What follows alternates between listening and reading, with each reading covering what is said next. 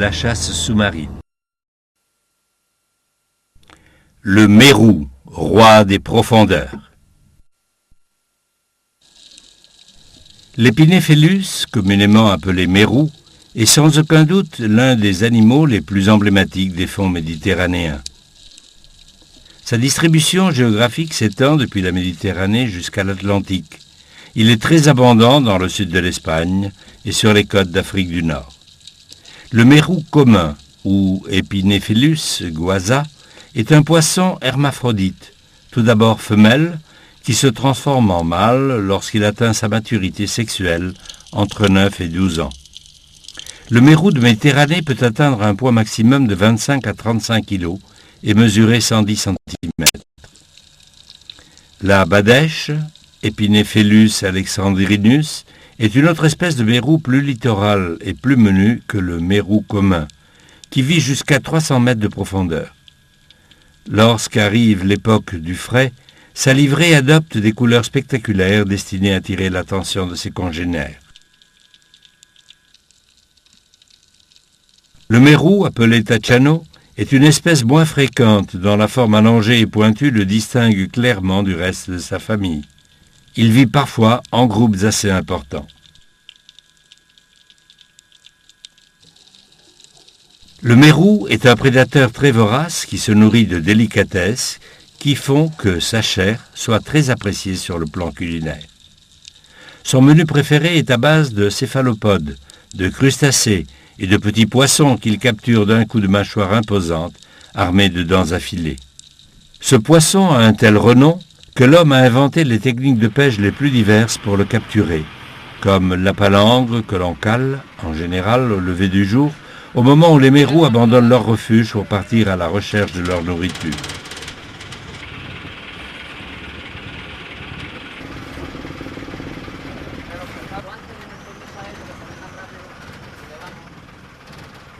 Cette technique de pêche requiert un certain entraînement de la part du pêcheur, surtout lorsqu'il s'agit d'amorcer les hameçons, car les lignes se déroulent sans arrêter la navigation.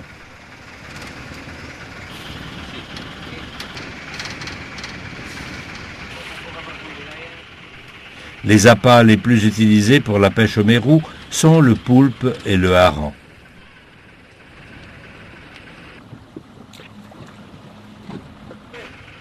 La palangre calée, on la laisse poser au fond pendant quelques heures pour donner le temps aux poissons de venir mordre les appâts.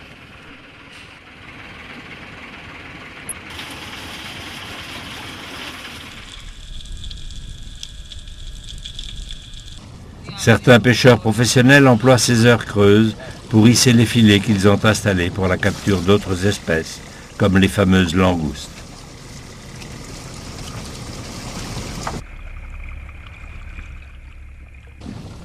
Les premières captures ne se font pas attendre. Il s'agit de petites raies que les pêcheurs nettoient avant de les hisser à bord.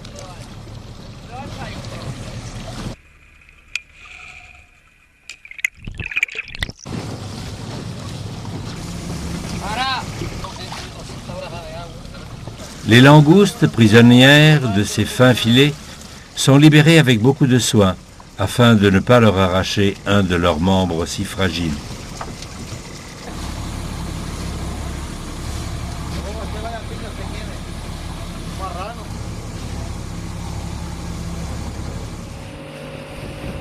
La journée passe vite en mer, et bientôt arrive le moment de remonter la palangre, en espérant qu'un mérou ait eu la tentation de mordre l'un des appâts. Lorsqu'on pêche le mérou à la palangre, il est fréquent qu'on capture une grande quantité de murènes, car ce sont des poissons très voraces qui se jettent rapidement sur les appâts morts, un repas qui ne leur coûte aucun effort. Les pêcheurs enroulent la palangre, au fur et à mesure qu'ils la hissent à bord, pour éviter que la ligne mère ne s'en mêle avec les hameçons. Il faut bien choisir la taille des hameçons pour que toutes les captures réalisées aient une taille réglementaire, comme cet exemple de dorade grise qui a mordu l'un des succulents appâts. Soudain, la ligne tire vers le fond avec force.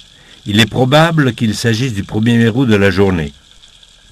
En effet, C'est un bel exemplaire de quelques 5 kilos qui se résiste à être hissé sur le bateau.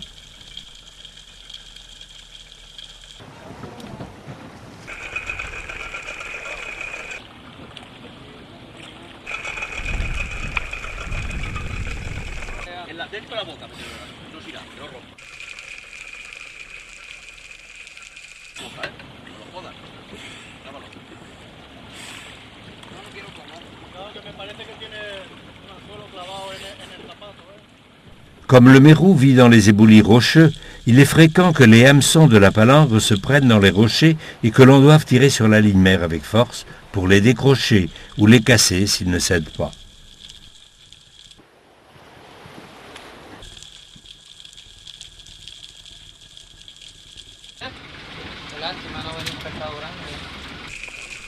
D'autres exemplaires, incapables de résister à la tentation, ont mordu les succulents appâts qui constituent leur nourriture préférée.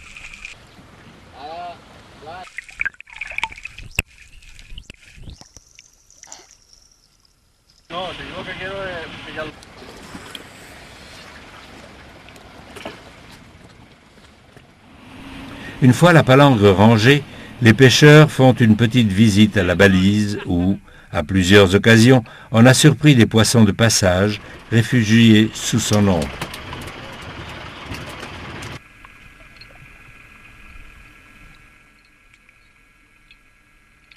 Bien que le temps soit clair, on a du mal à apercevoir les poissons de grande taille.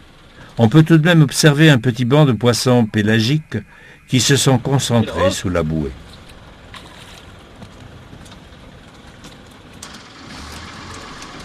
Ces poissons, extraordinairement voraces, se ruent sur n'importe quel appât qui leur tombe sous le nez.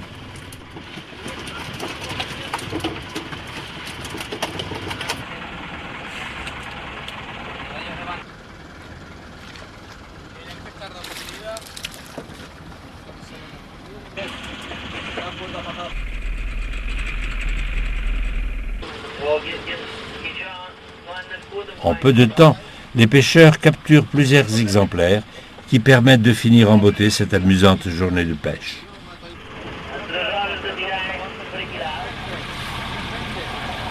Avant de rentrer au port, les pêcheurs préparent un repas avec une partie du poisson capturé.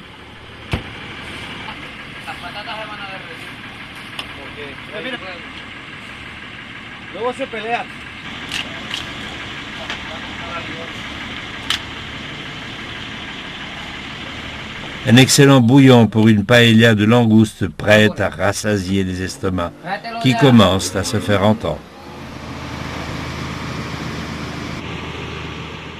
Pendant la navigation de retour, les pêcheurs mettent le poisson capturé dans des caisses, puis le couvrent de glace afin de le vendre sur le marché. En général, les jeunes mérous sont capturés dans les fonds rocheux du littoral avec des filets ou des palangres. Les exemplaires de grande taille, en revanche, se capturent sur les plateformes continentales au chalut.